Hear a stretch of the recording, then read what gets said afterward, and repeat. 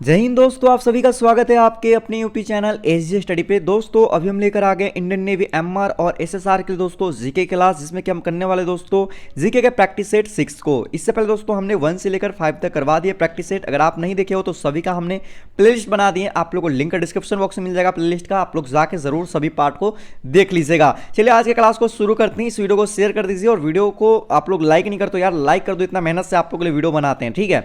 चलिए सबसे पहला सवाल को देखते हैं। सबसे पहला सवाल देखो क्या कह रहा है कि भारत का राष्ट्रीय विरासत पशु कौन सा है। आपके पास ऑप्शन 4 है। यहां पर ऑप्शन ए है, यहां पर शेर, ऑप्शन बी है घोड़ा, ऑप्शन सी है बाघ और ऑप्शन डी हाथी। इसका जो राइट आंसर हो जाएगा दोस्तों ऑप्शन नंबर क्या हो जाएगा, डी हो जाएगा दोस्तों, हाथी हो जाएगा। बहुत सारे बच्चे बाघ को टिक किए होंगे लेकिन बाघ नहीं होगा मेरे भाई।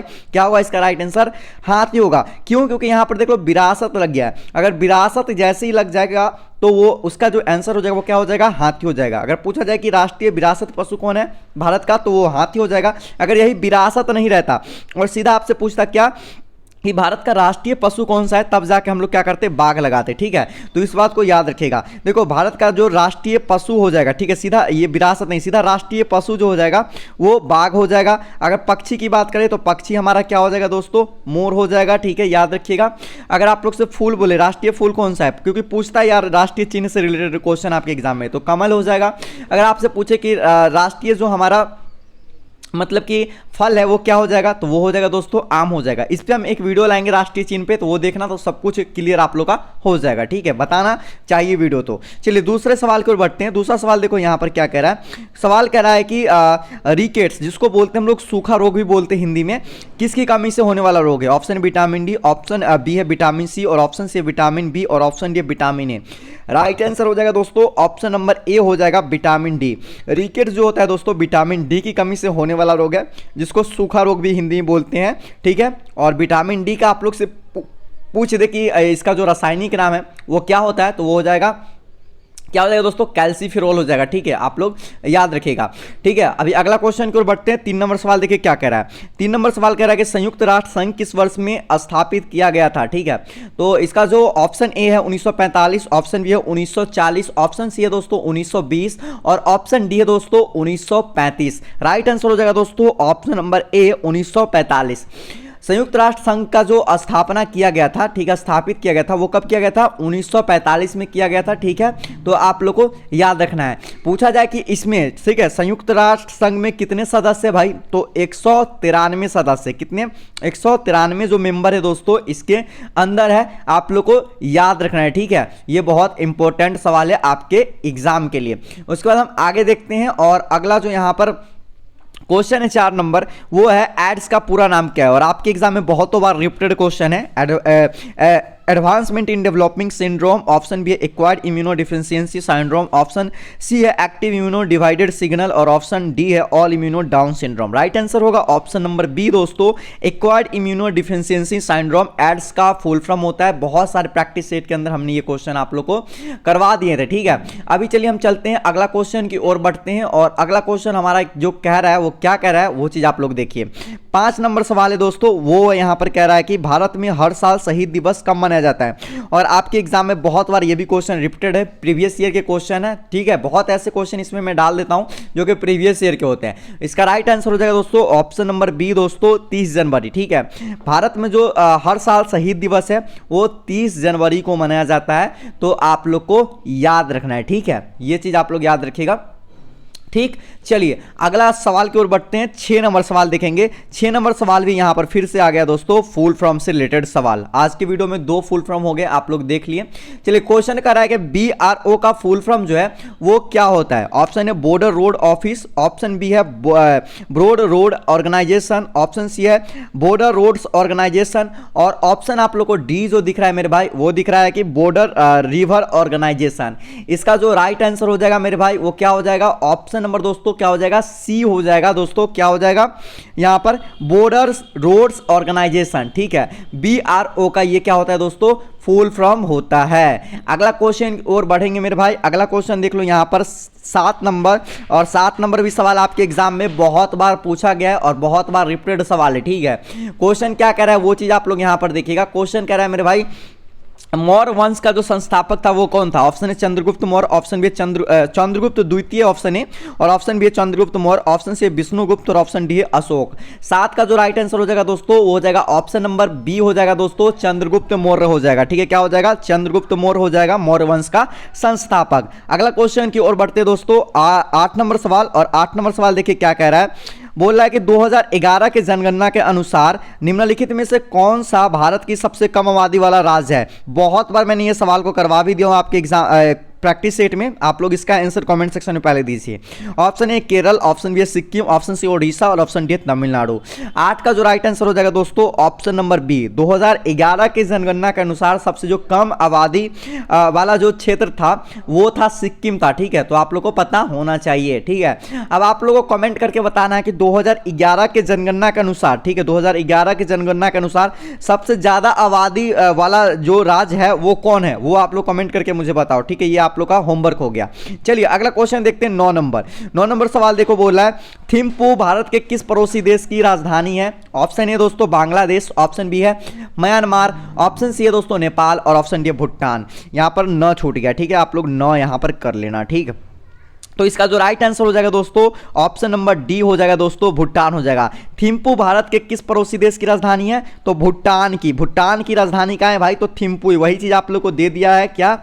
थिम्पू दे दिया है। ठीक है, थिम्पू, और आप लोग को यहाँ पर दे दिया है कि थिम्पू है वो किसकी राजधानी? तो भूटान की राजधानी। इजी क्वेश्चन था मेरे भाई। ठीक है, यहाँ पर ना हो जाएगा, आप लोग करना भूटान हो जाएगा। ठीक है, चलिए अगला क्वेश्चन 10 नंबर सवाल देखो, सूर्य के बाद पृथ्वी का जो दूसरा निकटतम तारा है, ठीक है, वो कौन सा है? आप लोग को यहाँ पर दिख रहा होगा प्रोक्सिमा सेंचुरी, ऑप्शन बी है सूर्य, ऑप्शन सी है टाइटन और ऑप्शन डी है सीरियस। ठीक है, तो इसका जो राइट आंसर हो जाएगा दोस्तों ऑप्शन नंबर ए हो जाएगा। ठीक है, प्रोक्सिमा सेंटोरी हो जाएगा, थोड़ा टेढ़ा नाम है। ठीक है, चलो ये हो जाएगा इसका राइट आंसर।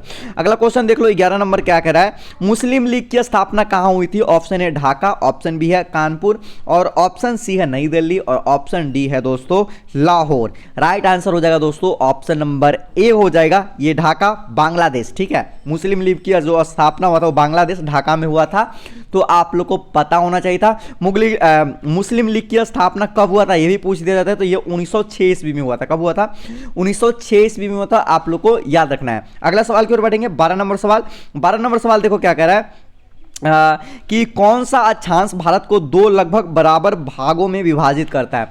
ऑप्शन ए आप लोग को दिख रहा है मेरे भाई कर्क रेखा, ऑप्शन बी दिख रहा है मकर रेखा, ऑप्शन सी भूमध्य रेखा और ऑप्शन डी इनमें से कोई नहीं। राइट आंसर हो जाएगा दोस्तों ऑप्शन नंबर ए हो जाएगा कर्क रेखा। ठीक है, कर्क रेखा जो है दोस्तों मतलब कि भारत को लगभग दो बराबर भागों में विभाजित करता है, तो ये क्वेश्चन आप लोग याद रखिएगा। ठीक है, चलिए अगला क्वेश्चन की ओर बढ़ेंगे, और एक क्वेश्चन और कर्क रेखा से ये बन सकता है कि कर्क रेखा भारत के कितने राज्यों से होकर गुजरता है? तो 8 राज्यों से होकर गुजरता है। कौन से? 8 राज्यों। 8 राज्यों में कौन कौन है मेरे भाई? तो गुजरात है, राजस्थान है, मध्य प्रदेश है, छत्तीसगढ़ है, झारखंड है, पश्चिम बंगाल है, और आप लोग का एक और स्टेट है त्रिपुरा और एक मिजोरम है। तो इन सभी स्टेट को आप लोग नाम भी याद रख सकते हैं, क्योंकि ये पूछ भी देता है कि निम्न में से किन स्टेट से होकर कर्क रेखा गुजरती है। आपको 4 स्टेट में से एक स्टेट का नाम देगा, 3 जो नहीं गुजरता है उसका दे देगा। तो ऐसे करके भी क्वेश्चन इनसे बन जाते हैं कर्क रेखा से, इससे ज्यादा कर्क रेखा से रिलेटेड आपको क्वेश्चन नहीं बनेंगे। अगला क्वेश्चन देखेंगे 13 नंबर, बोलता है कि मुख्यमंत्री की नियुक्ति कौन करता है? सबसे पहला क्वेश्चन देखो, 13 नंबर क्वेश्चन है, कह रहा है कि ऑप्शन ए राष्ट्रपति, ऑप्शन बी है राज्यपाल, ऑप्शन सी है प्रधानमंत्री और ऑप्शन डी है दोस्तों भारत के मुख्य न्यायाधीश। राइट आंसर हो जाएगा दोस्तों ऑप्शन नंबर बी राज्यपाल। मुख्यमंत्री की जो नियुक्ति करता है वो कौन करता है? राज्यपाल करता है, तो आप लोग को याद रहना चाहिए। अगला सवाल 14 नंबर देखिए क्या कह रहा है। 14 नंबर सवाल कह रहा है निम्नलिखित में से किसे भारत के बिस्मार्क के रूप में जाना जाता है? ऑप्शन ए है जवाहरलाल नेहरू, ऑप्शन बी है दोस्तों सरदार वल्लभ भाई पटेल, ऑप्शन सी है दोस्तों सरोजिनी नायडू और ऑप्शन डी है लोकमान्य तिलक। राइट आंसर दोस्तों ऑप्शन नंबर बी हो जाएगा सरदार वल्लभ भाई पटेल, या सरदार कभी कभी नहीं देके, ठीक है, सरदार कभी नहीं देके आप लोग को वल्लभ भाई पटेल ही सीधा रहेगा, तो यही होंगे ठोक। कौन होंगे भाई? सरदार वल्लभ भाई पटेल भारत के बिस्मार्क के रूप में जाने जाते हैं। ये क्वेश्चन आप लोग को मिल सकते हैं एग्जाम में।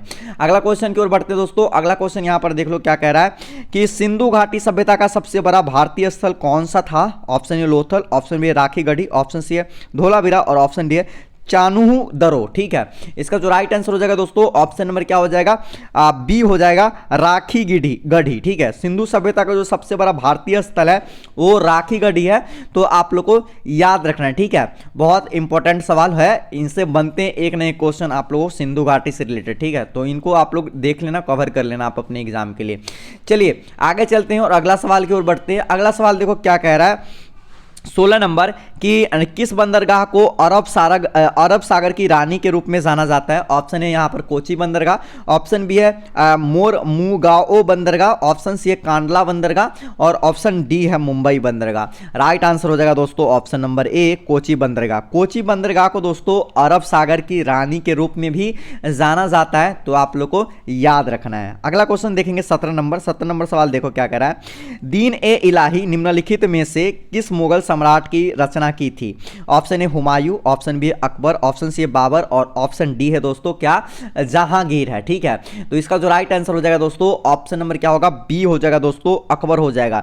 अकबर जो है वो दीन ए इलाही जो होते हैं धर्म की, वो क्या किए थे, ये स्थापना किए थे, तो आप लोग को पता होना चाहिए, ठीक है। अगला सवाल की ओर बढ़ते हैं 18 नंबर सवाल देखो आपके एग्जाम में पूछा गया सवाल, कह रहा है सवाल, विश्व में किसी देश की प्रधानमंत्री बनने वाली प्रथम महिला कौन थी। Option Benazir Bhutto, option B Indira Gandhi, option C है मार्गरेट थैचर और ऑप्शन डी है श्रीमावे भंडारनाइके। बहुत सारे ऐसे बच्चे होंगे विश्व ना देख के वो समझे होंगे भारत और इंदिरा गांधी लगा देते हैं, तो ऐसे गलती नहीं करना है, क्वेश्चन को अच्छे से पढ़ना है, समझना है, फिर जाके आप लोगों को एग्जाम में टिक लगाना है। राइट आंसर हो जाएगा दोस्तों ऑप्शन नंबर डी हो जाएगा, श्रीमावे भंडारनाइके, जो कि श्रीलंका के क्या बनी थी, प्रधानमंत्री बनी थी, और ये विश्व की पहली प्रधानमंत्री थी। कौन में भाई, तो महिला में थी, ठीक है। अगर पूछा जाए भारत की पहली महिला प्रधानमंत्री कौन थी भाई, तो इंदिरा गांधी थी। अगर राष्ट्रपति पूछ दिया जाए तो प्रतिभा देवी सिंह पाटिल थी, आप लोग याद रखना है। इनसे भी क्वेश्चन आपके एग्जाम में बन चुके हैं और आप आते भी है, ठीक है, तो इन सभी को याद रखिएगा।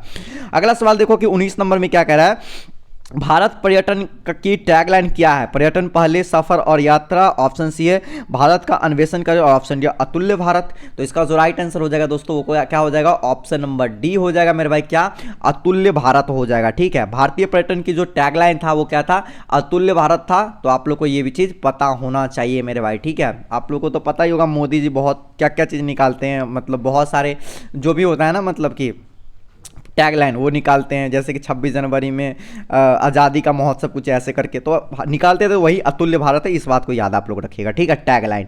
अगला क्वेश्चन और आज का अंतिम क्वेश्चन और बहुत अच्छा सवाल, देखिए सवाल क्या कह रहा है, सवाल कह रहा है कि भारत के सांस्कृतिक मंत्रालय के अनुसार भारत में कितने शास्त्रीय नृत्य हैं। ऑप्शन ए यहाँ पर 6 है, ऑप्शन बी है 8 है और ऑप्शन सी है 9 और ऑप्शन डी है 5। राइट आंसर हो जाएगा दोस्तों ऑप्शन नंबर सी 9।